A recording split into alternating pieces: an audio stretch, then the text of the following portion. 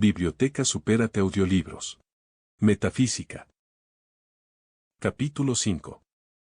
En tiempo de estos filósofos y antes que ellos, los llamados pitagóricos se dedicaron por de pronto a las matemáticas e hicieron progresar esta ciencia. Embebidos en este estudio, creyeron que los principios de las matemáticas eran los principios de todos los seres. Los números son por su naturaleza anteriores a las cosas, y los pitagóricos creían percibir en los números más bien que en el fuego, la tierra y el agua. Una multitud de analogías con lo que existe y lo que se produce. Tal combinación de números, por ejemplo, les parecía ser la justicia, tal otra el alma y la inteligencia, tal otra la oportunidad, y así, poco más o menos, hacían con todo lo demás. Por último, veían en los números las combinaciones de la música y sus acordes. Pareciéndoles que estaban formadas todas las cosas a semejanza de los números, y siendo por otra parte los números anteriores a todas las cosas. Creyeron que los elementos de los números son los elementos de todos los seres, y que el cielo en su conjunto es una armonía y un número. Todas las concordancias que podían descubrir en los números y en la música, junto con los fenómenos del cielo y sus partes y con el orden del universo, la reunían. Y de esta manera formaban un sistema. Y si faltaba algo, empleaban todos los recursos para que aquel presentara un conjunto completo. Por ejemplo, como la década parece ser un número perfecto y que abraza todos los números, pretendieron que los cuerpos en movimiento en el cielo son 10 en número. Pero no siendo visibles más que 9, han imaginado un décimo, el antictón. Todo esto lo hemos explicado más al pormenor en otra obra.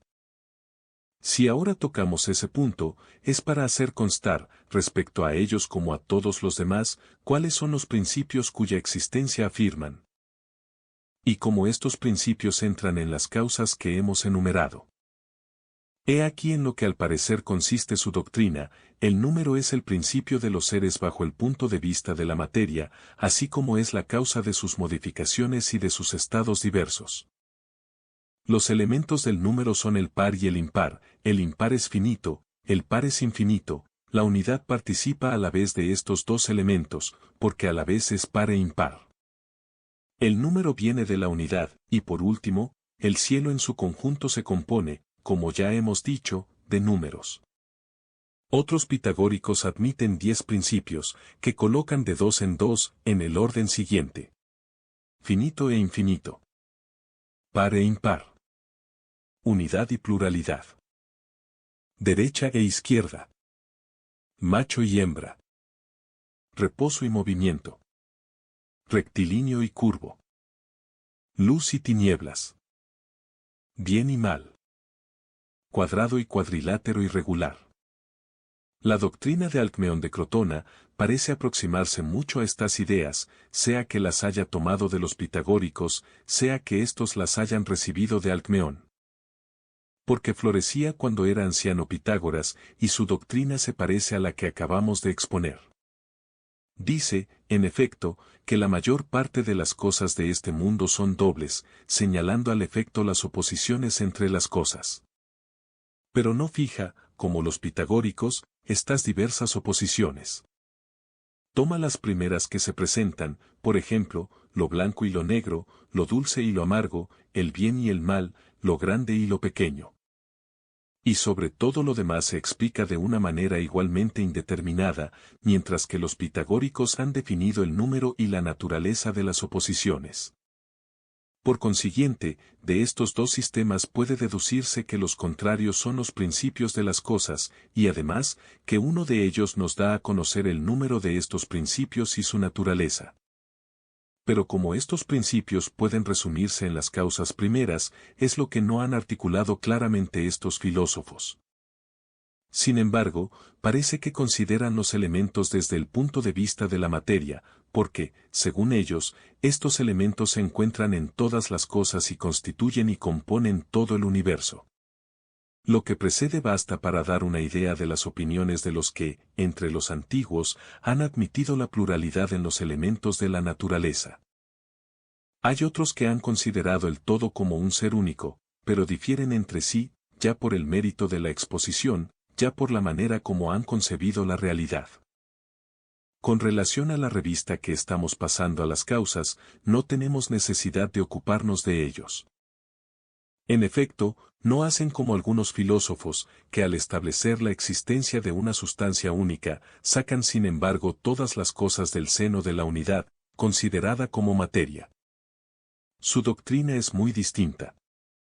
Estos físicos añaden el movimiento para producir el universo, mientras que aquellos pretenden que el universo es inmóvil.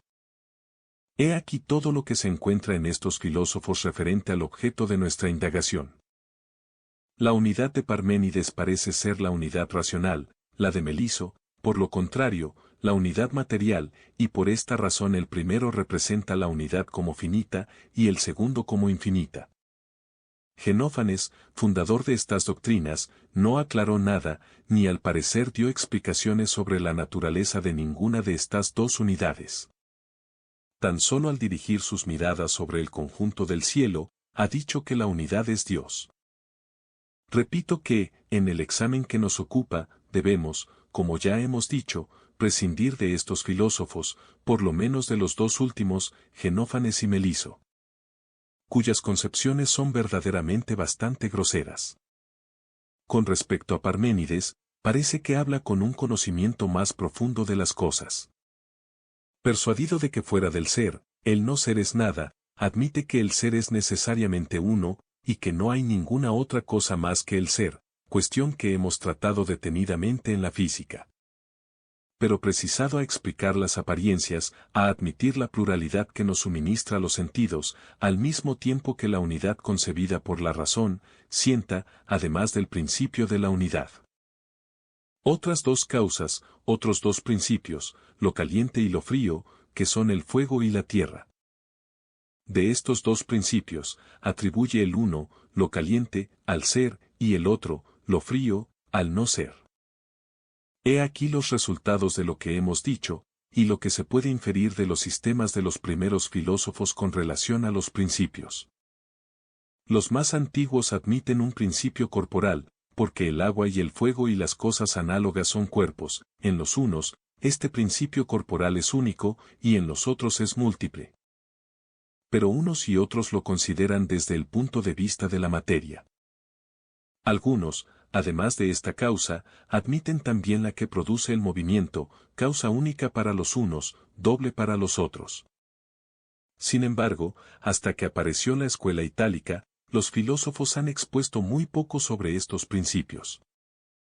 Todo lo que puede decirse de ellos, como ya hemos manifestado, es que se sirven de dos causas, y que una de estas, la del movimiento, se considera como única por los unos, como doble por los otros. Los pitagóricos, ciertamente, han hablado también de dos principios. Pero han añadido lo siguiente, que exclusivamente les pertenece.